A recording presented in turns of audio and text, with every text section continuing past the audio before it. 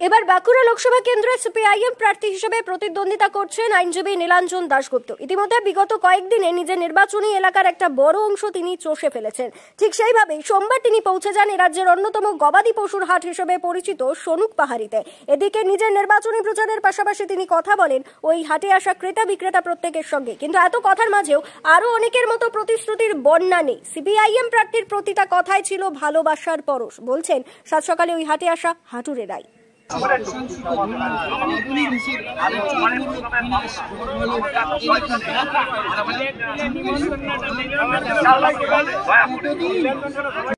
আপনার অধিকার রক্ষার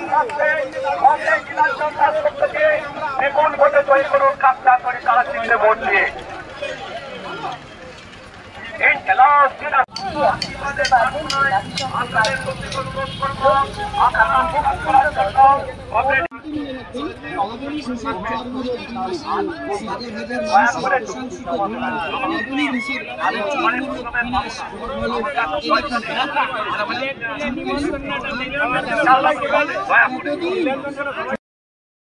ব্যুরো রিপোর্ট, দক্ষিণ বাঁকুড়া দর্পণ, সনুক পাহাড়ি।